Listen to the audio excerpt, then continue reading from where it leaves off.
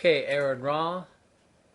Throughout your video, you say a lot of things I don't know anything about, so this is not going to be a comprehensive response.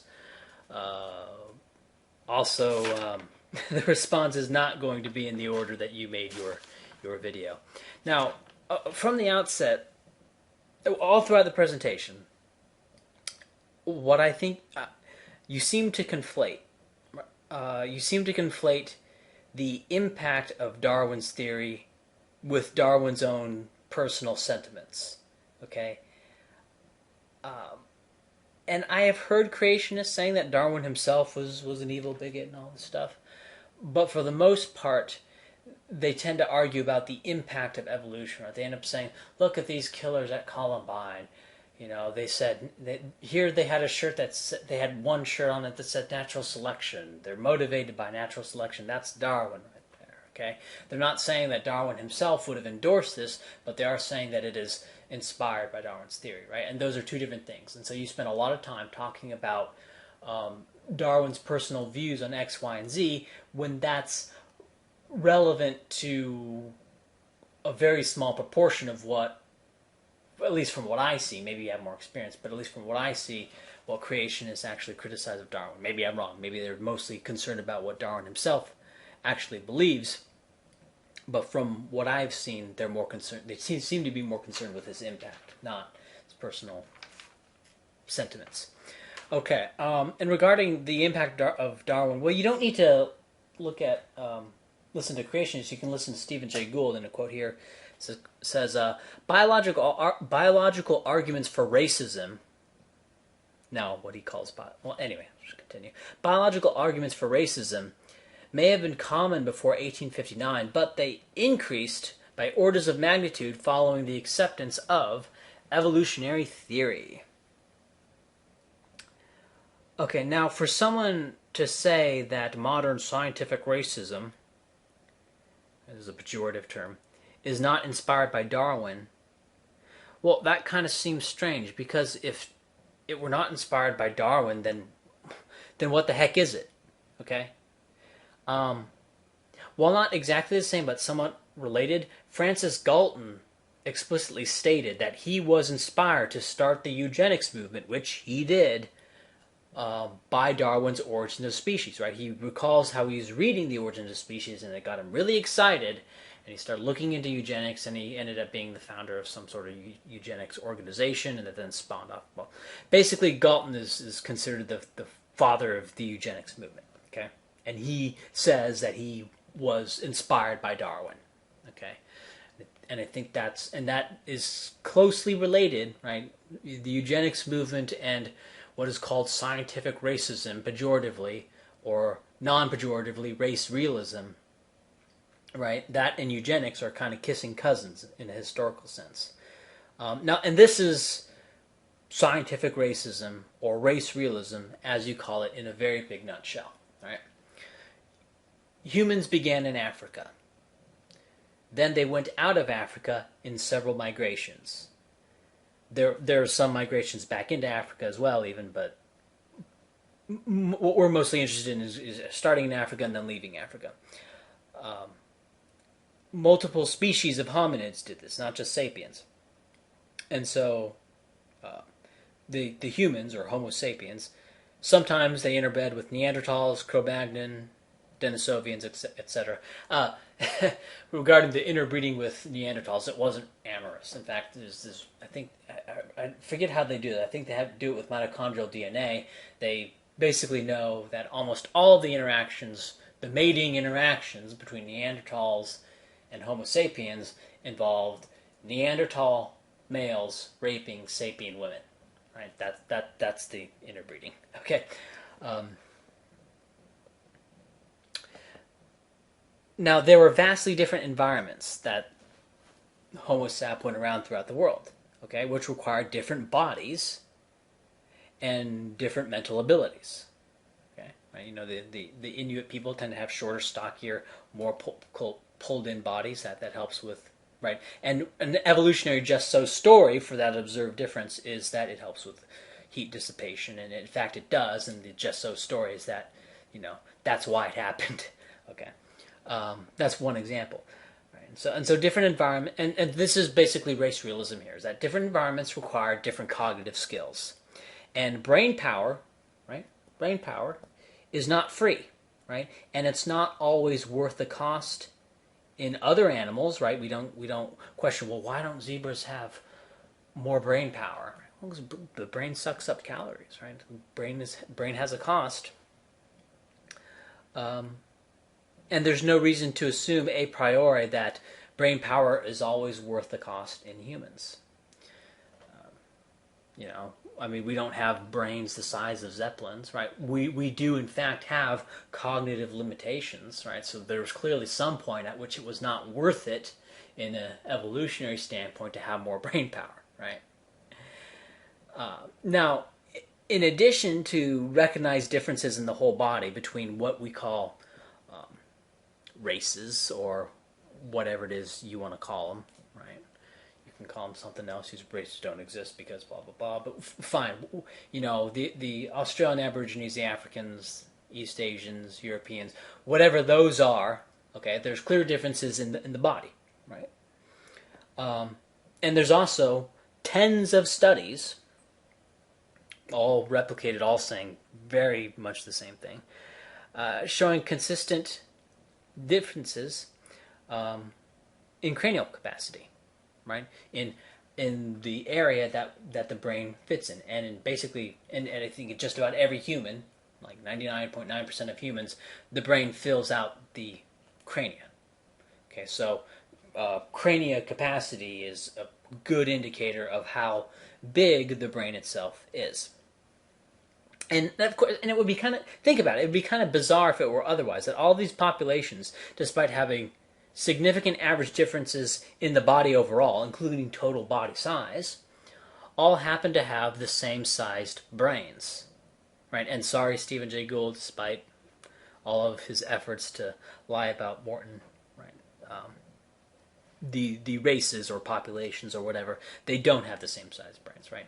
Studies like the magic MRIs have confirmed what Samuel George Morton said, what all the oldie scientific racists were saying. They've basically been vindicated by modern methods, right? So whatever problems they had, whatever biases they had, their results have been replicated, right, in the 90s and early 2000s. Okay, so there are differences. Okay. So humans spread out of Africa, adapted physically to different environments.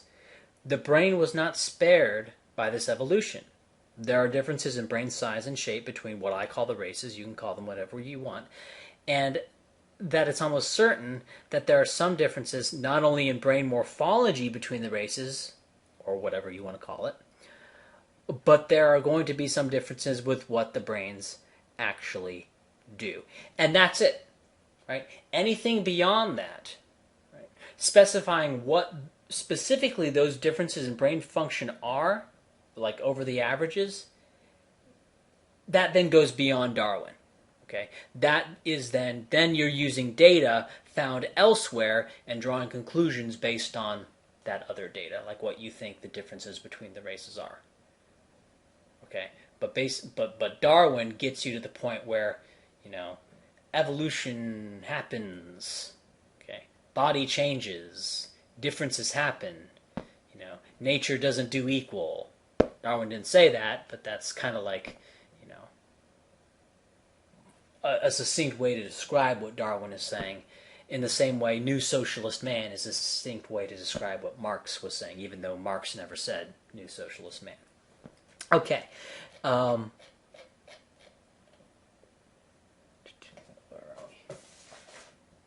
Speaking of Marxism, you talk about Hitler's views. Now, one thing to remember, AaronRa, is that Mein Kampf was meant to be a book for public consumption. And the general public in Germany at the time was almost certainly what we would call creationist.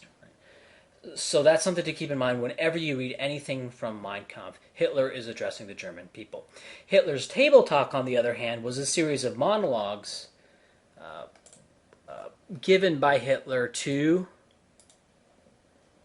three men: Heinrich Heim, Henry Picker, and Martin Bormann. Martin Bormann was a fantastic piece of shit. He was called the Beast of Bavaria, right? And he openly cheated on his wife, right? He said, for example, I'm going to cheat on you, but you can't cheat on me, and this is the natural order of thing. It's fine for men to have multiple wives, but it's not fine for you to have multiple, right? Right? And he bulldozed people's houses because out of a remark that Hitler said that, hey, that house is kind of in the way of my view. Like Hitler kind of made a remark of that, and then Bormann, on his own initiative, went out and just bulldozed their. Like Bormann was a real piece of shit. Anyway, so he was one of the guys who recorded this table talk. Where are we? Okay, here's one passage from Table Talk with Hitler. This is Hitler speaking. Quote, "The heaviest blow that ever struck humanity was the coming of Christianity. Bolshevism is Christianity's illegitimate child. Both are inventions of the Jew. The deliberate lie in the matter of religion was introduced into the world by Christianity. Bolshevism practices a lie of the same nature when it claims to bring liberty to men, whereas in reality it seeks only to enslave them. In the ancient world, the relations between men and gods were founded on an instinctive respect. It was a world enlightened by the idea of tolerance. Christianity was the first creed in the world to exterminate its adversaries in the name of love. Its keynote is intolerance. Without Christianity, we should not have had Islam. The Roman Empire, under Germanic influence, would have developed in the direction of world domination, and humanity would not have extinguished 15 centuries of civilization at a single stroke. Let it not be said that Christianity brought man the life of the soul, for that evolution was in the natural order of things." That's a quote by Hitler. Well, he says the word evolution. Says the word evolution. What does that mean? It can mean lots of things. But what he says about Christianity, see, that's quite at odds with what he was saying on the campaign trail against Hindenburg. So here's more from Hitler's Table Talk. He says, quote, "Originally, war was nothing but a struggle for pasture grounds. Today, war is nothing but a struggle for the riches of nature. By virtue of inherent law, these riches belong to him who conquers them. The great migration set out from the east. With us begins the ebb from west to east. That's in accordance with the laws of nature. By means of the struggle, the elites are continually renewed. The law of selection," there it is again, "justifies this incessant struggle by allowing the survival of the fittest." Okay. "Christianity is a rebellion against natural law, a protest against nature. Taken to its logical extreme, Christianity would mean the systematic cultivation of the human failure." Okay. And then here's something. There's Monologue 38 from Hitler's Table Talk. And the title of it is Survival of the Fittest. I'm not going to read the whole thing, but part of it says, quote, "To make death easier for people, the church holds out to them the bait of a better world. We, for our part, confine ourselves to asking man to fashion his life worthily. For this, it is sufficient for him to conform to the laws of nature. Let's seek inspiration in these principles, and in the long run, will triumph over religion." Okay. Now, Hitler was, of course, a Nordicist. Nordicist and Arianist are the same thing, as I'm going to use them. Okay. So, and several Nordicists were creationists, right? Houston Chamberlain and Alfred Rosenberg certainly were. But Madison Grant, right, not only referenced Darwin several times in his opus Passing of the Great Race, he put forth a theory that races of man evolved independently in several locations, right? So he was a polygenist, right, which Darwin called the polygenist the creationist, but he was a Darwinian polygenist, okay? Hans Gunther, in his opus, the racial. Wait, what was it?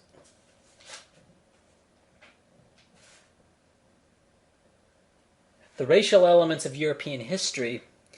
He doesn't like come out and say, "I'm a Darwinist, and I specifically subscribe to Darwin's theory of natural selection and the evolution of man from apes." Right? He doesn't like come out and like say that. But why would he? Right? Darwinian evolution had become dogma in anthropology at the time.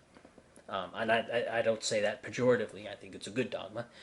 And Hans Gunther was an anthropologist. And he never explicitly questioned Darwinian evolution in any of his work.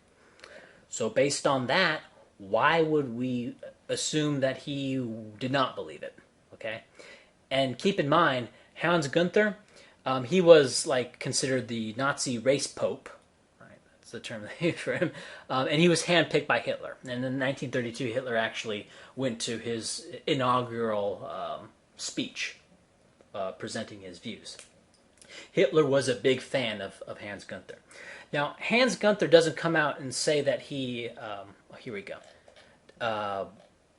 like believes in Darwinian evolution, but here's what he does say. Okay, quote, "But the influence of the conception of selection only really begins to show itself after the foundations of modern biology were laid by Darwin's Origin of Species in 1859.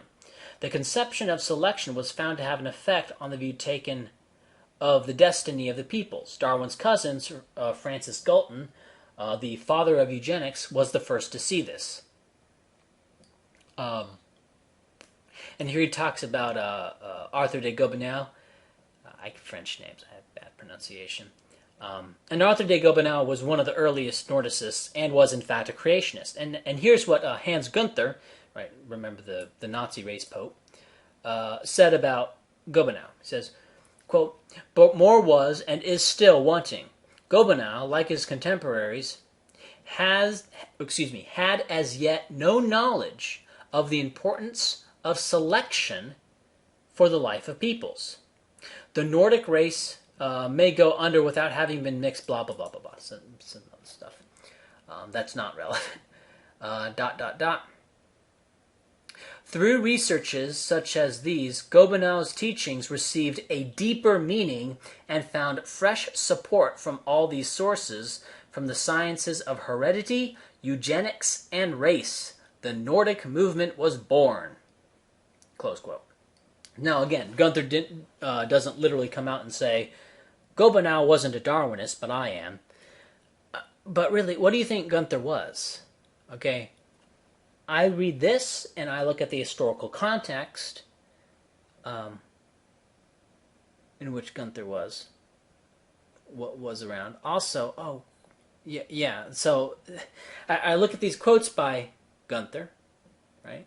Saying that, making explicit references to Darwin's theory of selection and saying that these old creationists didn't know about selection.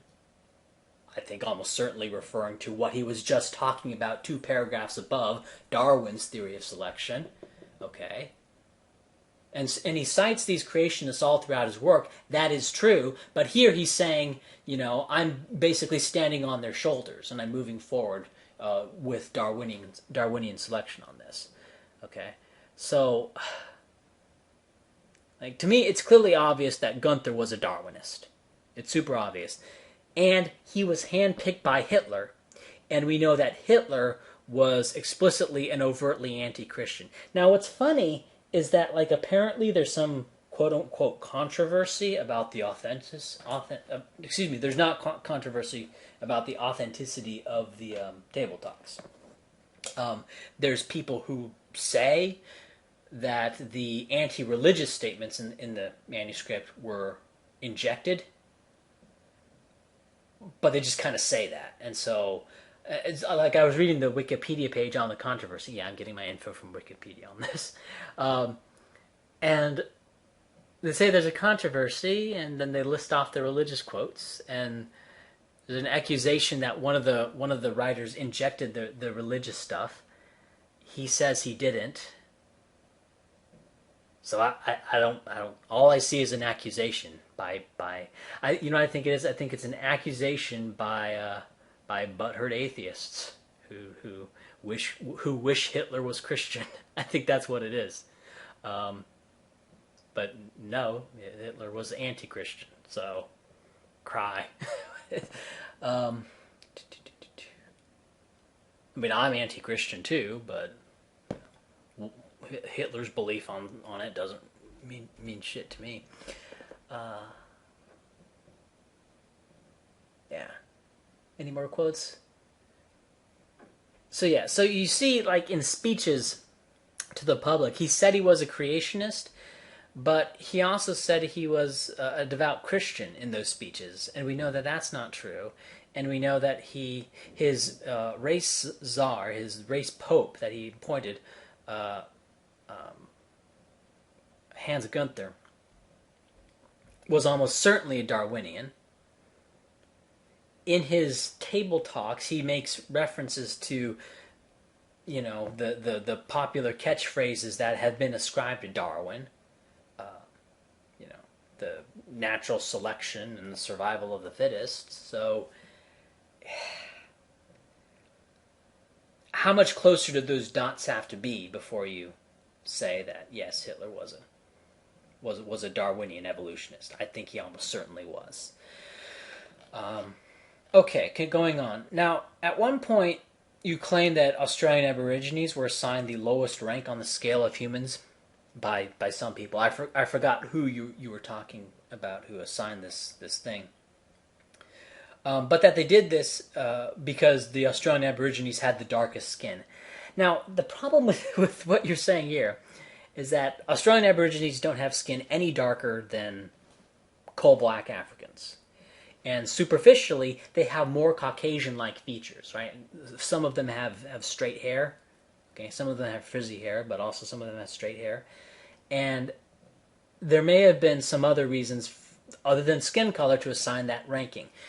For example, today, Australian Aborigines score lower than any group of people on the planet on IQ tests. Okay, and they're not hunter-gatherers today. They go to school. They go to mandatory school like everyone else. Okay.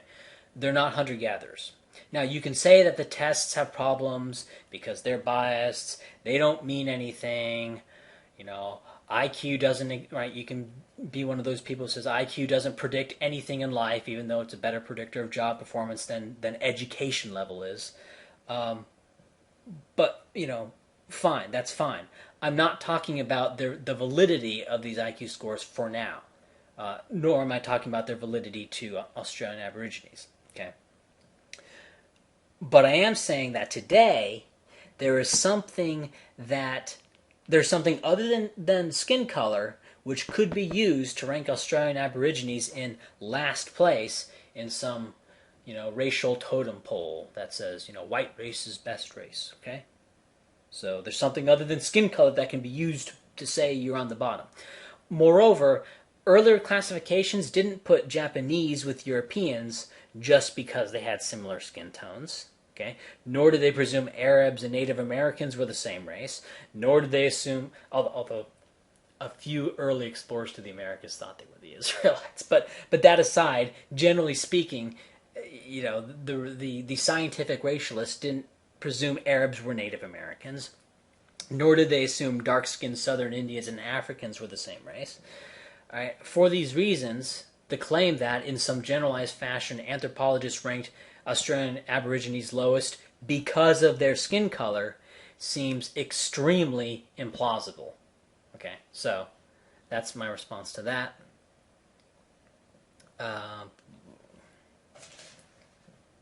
Yeah, okay. At one point, you showed a picture of two blacks being hanged. Now, the emotional term for this is lynched, and it has to do with the guy. I don't know if it was Robert Lynch, but his last name was Lynch. He hung some people, and they say you got lynched, and the term kind of stuck. But it's hanging. They're hanging people, right? And so when you and it's amazing. Just take away the word lynch and see hanging. Oh, well suddenly doesn't that seem like a little bit different? Because that's literally what's happening. Now, do you know why those two blacks in the photo that you have there were hanged?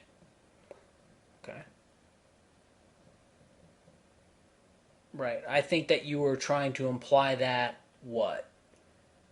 That this crowd of whites just found some black people and randomly hung them? Maybe I'm wrong. Maybe you have some evidence that the people in that particular photo were rushing to judgment and had, just had some desire to hang some blacks, charge them with the crime, and just strung them up, right?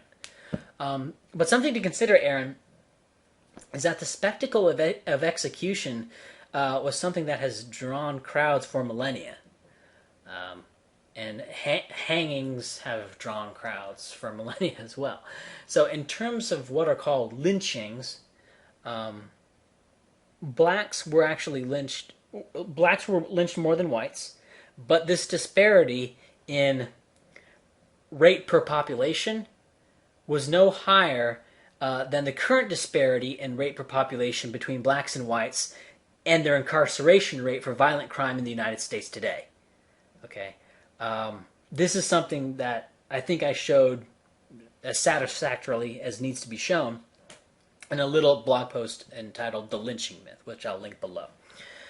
Okay, what else?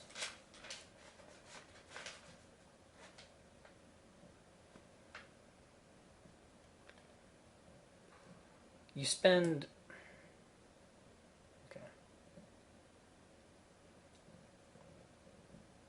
Okay, you spend a great deal of time dealing with people who talk about higher and lower races. And, okay, I mean, but that's not like anything real. What is real is brain function. You can call it intelligence or whatever.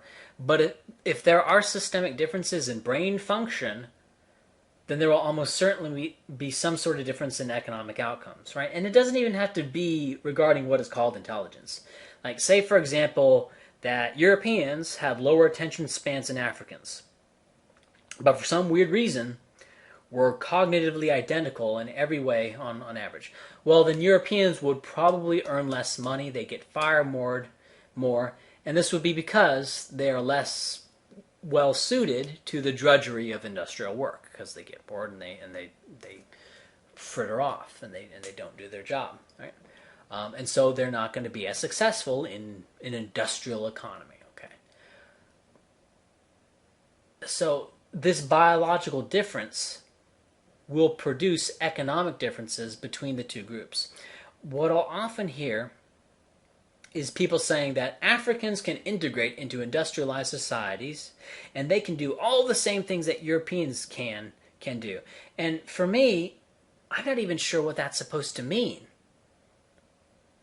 Like, will they, in a precisely equal manner, be capable of work at an assembly line, at a construction site, on a farm, as Europeans? Or will they be slightly worse, or slightly better, or better at some and worse at others? Because this is the relevant question. Because there exists today aggregate differences in economic outcomes between races, right? Certainly you have to know this. You're an old fart. You have to know all about this. It's mentioned all the time. It's the racial gap in all sorts of stuff. Okay, it's been on for as long as racial gaps have been measured.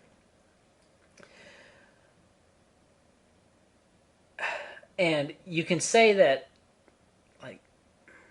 there are groups of people, but the differences aren't enough to be called races. Fine, whatever.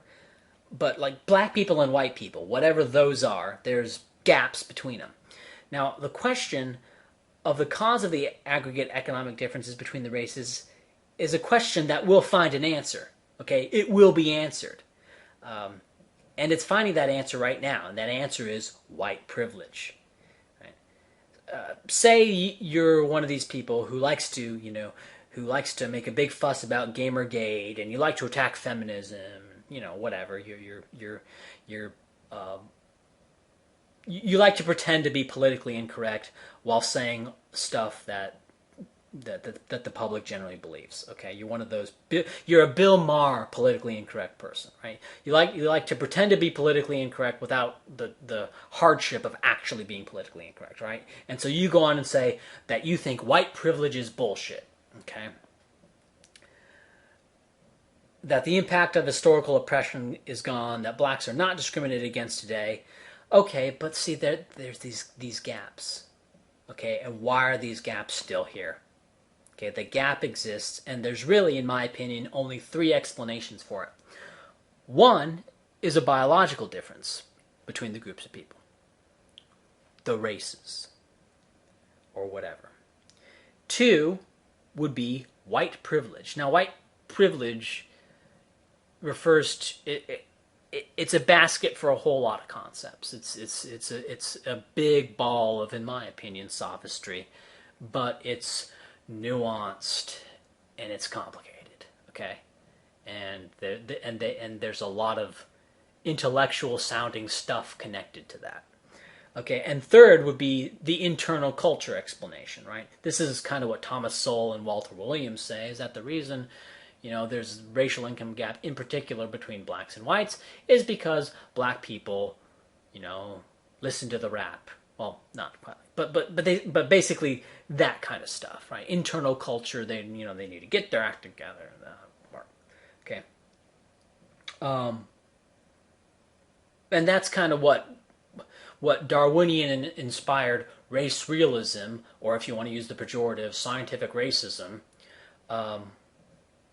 Right, it's two labels for the same thing. It's just you call it different things depending on whether you like it or don't like it. That's what this is. And so this talk of inferiority or superiority is like, okay, well, you think something is superior or inferior relative to something based on some standard that you think is the correct standard of measuring superior and inferior, Here's a golf clap for you. And claim, and I want to put it this way as well. Claims that there is no such, that I'm certain that there's no such thing as average racial inferiority, right? Saying that is just as vapid and baseless as claims that there are, right? It's just stupid because it's an area where there's nothing to talk about, right? I could say my left toe is superior to your face because it has a wrinkle, right? And if I say that that's the case, I'm just making shit up. But to the same degree, if you say no, your toe is not superior to my face, right, at all, right? Well, then what are you saying? Are you saying that there is some objective standard by which you can measure superior and inferior? So you're kind of doing. That's a tangent. I'm wasting your time. Okay. What else? Oh yeah, one thing you mentioned was that Darwin claimed that purity leads to congenital defects. Two things I want to say about that. The first is just kind of funny, right? That some people who promote race mixing to enhance genetic diversity, right, say you'll have less inbreeding depression, right? You'll have less Down syndrome or whatever because you have more genetic diversity. Okay, more genetic diversity. They also kind of deny the magnitude or import of genetic distances between the races. See how this works? So are the distances between the races significant enough to reduce the negative impacts of inbreeding? Wow, that would be interesting. Okay, so that's... And the second, though, is to what degree necessary. Because, we have examples of large mixed-race populations. There's a very large ongoing example, right? Hundreds-year-old experiment in race mixing. It's called Mexico. There it is. Do they have less congenital birth defects? Do they have less inbreeding depression? I don't know. Maybe. Now, it's different for different relations, but on average, if you divide humans into 6 races, about 85% of the variation in humanity will be within the races and 15% will be between them. So breeding out only increases genetic diversity by about 17.65%. I actually did this before. Okay. And this is because most of the genetic diversity is already within race, which means it's common to all humans. That's what it means. Right? I think saying within race is kind of confusing. No, it's not. It's There's basically the genetic diversity that is common throughout all humanity, and then there's the part that's kind of distinguishing the races, right? And 85% is the common variance, and 15% is the racially distinguishing variance. That's a better way to look at it. Okay. Now, of course, this doesn't mean that the remainder, that 15% remainder, can't produce systematic differences. In fact, we know of one big, visually obvious example of where it does, and that is melanin production. Melanin, which is not only a pigment, but a lot of people don't know this, melanin is also a hormone, and it's associated with higher levels of aggression. Is aggression good? Is it good? Is it good to be aggressive? Is it bad to be aggressive? I'm not making so when I say that, people like to assume, oh, so you're saying black people are inferior because the higher levels of melanin will cause them to be more aggressive. No, that's not. I'm saying the higher degrees of melanin are going to cause them to be more aggressive. Right? That's what I'm saying. Right? If you want to say inferior or superior, that's getting into the realm of opinion. Right? But anyway.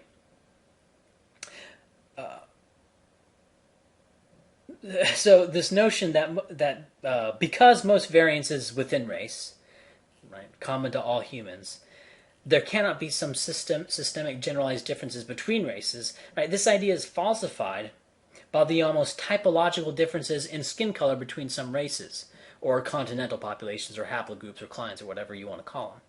Okay, there are systemic differences between groups of people, even though most of the variation that exists in humanity is common to all humanity, and it's not racially distinctive. Okay. Oh yeah, at around 11 minutes and 20 seconds, I start putting timestamps at the very end. You say that all anthropologists prior to Darwin say that the different races of men counted as different species. I would suggest just reading the Wikipedia page on historical race concepts as kind of an introduction to this.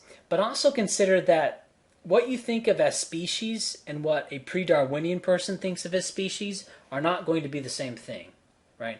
Because what's like a very common definition of species, right, that was around with Darwin? It would be a breeding population. Can they breed and produce fertile offspring?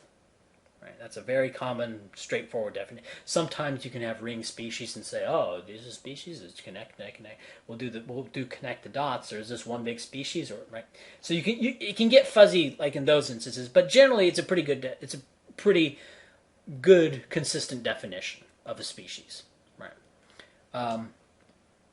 Well, people before Darwin, they certainly knew that these races could interbreed. That a black person and a white person could interbreed. So anyone who called them a separate species at the time, right, they clearly knew that they could interbreed. So if they're calling them a separate species, but they know they can interbreed, well, clearly they meant something different by species than what most people mean by species today. Okay? Either that or they were just ignorant of the fact that Africans and Europeans and Chinese and Native Americans could interbreed, which I think it's possible, but I think is extremely unlikely, especially for the kinds of people who wrote stuff that we're reading today. Okay,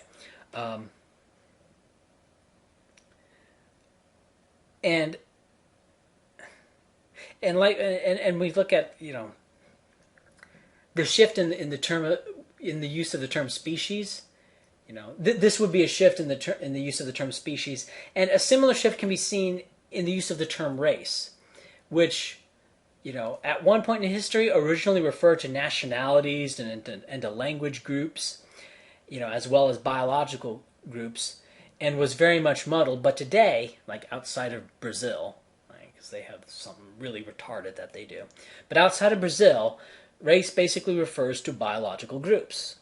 Okay, so it's like meanings of terms change, but that's not really an argument against species. right? And it's no more an argument against race on the same grounds. Okay, then at around 13 minutes, you say that Darwin said that races blend into each other, and this made it impossible to determine any real division. Now, one thing I'll say is that this was not in accord with the quote that you showed of Darwin on the screen. Like, what you said and the quote that you presented, they didn't match. Okay. I know you weren't presenting this as an argument of fact, but as ostensibly relaying Darwin, I guess. And this may sound kind of dickish of me, but, like, I've already responded to this in another video, and that video is entitled "Does Race Exist?", which I'll link in the description. I know that sounds kind of shitty, but there's no. I mean, I could spend 10 minutes making the exact same arguments right here, or I could link you to a 10-minute video where the arguments are already made and they're all pretty. Right? They got all the pretty pictures. Okay, so I mean, if you want to see it that way, if you're watching this video, then you can just see that as a continuation of this video, right? That could be one way to look at it. Now, the example for example, the example of the dispute regarding the categorization of the person you bring up is an Egyptian pharaoh. And that's kind of like two people arguing where green ends and yellow begins, and using that as some condemnation of the color wheel. Or using a mixed race individual as an example that races don't exist, right? It's kind of like saying that the color orange disproves the existence of red and yellow. Like, let me put it this way. You don't, for example, confuse a Korean with a Kenyan, right? Now, you may confuse... You may not be able to tell the difference between a Turk and a Syrian, okay, or even an Egyptian, a particularly light-skinned Egyptian, and a Northern Italian, okay. But when you're you will be able to tell the difference between a Swede and a Namibian, Nubian, Sudanese person, modern-day Sudan, right. So, yeah, okay. And Darwin then mentions the great diversity in what he calls capable judges to enumerate races. And, well, let me put it, he calls them capable judges. All these capable judges have all these different definitions of race. Look, if Darwin wants to argue against race, it's in his interest to claim that the people he's talking about here are super smart. Because if a bunch of dumb people can't agree on race, well then who cares? They're dumb, right? So, but if smart guys can't agree on race, then that may be a condemnation of the whole concept of race. So goes Darwin's thinking. So he calls them capable judges, but that hasn't really been established. I think that's a little thing of sophistry that Darwin's doing there. But the hell of it is, Aaron, you can divide humanity, or any species for that matter, however you want. Divisions aren't objective, right? There's no like picture frame dividing one group of people from another, okay? And as far back as the 1700s, most people who seriously wrote about race didn't believe in rigid taxonomies. Okay, racial essentialism, something that Concordance likes to pretend existed, it's not entirely a myth made up by people who are trying to deny race, but racial essentialism is mostly a myth made up by people who are trying to deny race. And if you respond to this video, I'd be willing to marshal evidence to that effect that racial essentialism is, for the most part, a straw man. And if you know just how much racial essentialism is invoked in academic articles talking about the history of racism and pathologizing the scientific racists, that's not a light claim that I'm making here, right? Because racial essentialism is something that's said a long time. And basically what I'm saying is that,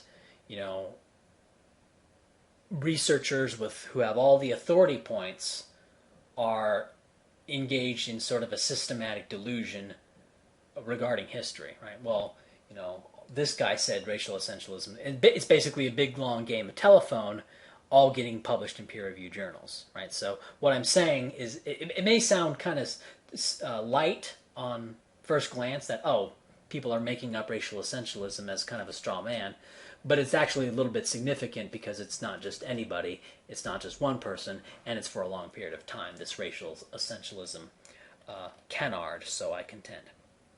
Okay, so there's no objectively correct number of races.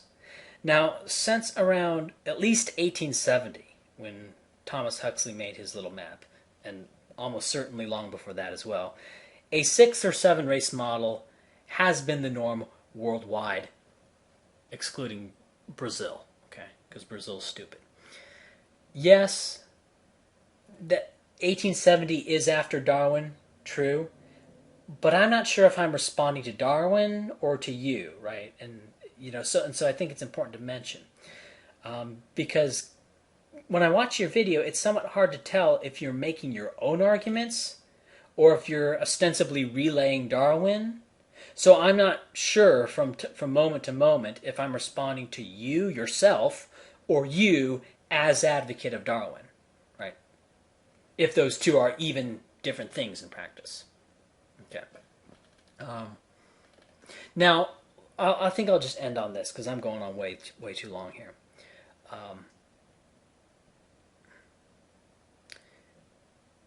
About the supposed great confusion about race, I think that's kind of a myth. Okay. It's true that in the past people would refer to, for example, the Scottish race, okay, or the French race. The French are a very charming race of people, or they'd say something like that. But are you, Aaron, are you honestly confused by people using a word in a different sense? Like when someone talks about the various European races, and then he goes on to talk about the differences between the African and European race, does that actually confuse you? Do you then go, oh, well, wait a minute. At one moment you were talking about you were talking about French and Germans as if they were separate races.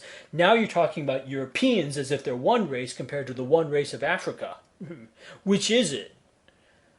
Okay. Are you actually confused about that? Or are you pretending to be confused in order to score points on what is fundamentally a non-objective, right?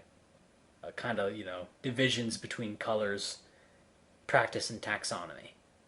Right? And I think it's the latter. I don't think you're actually confused, nor was Darwin. And so I think Darwin was engaging in a bit of sophistry there. And I think people who say, well, the meaning of race has changed from time to time, and this guy uses race in different senses, so clearly black skin doesn't exist because this guy referred to the Scottish race. I know I'm strawmanning and I'm going off on a tangent. I need to end the video before I start saying more stupid stuff.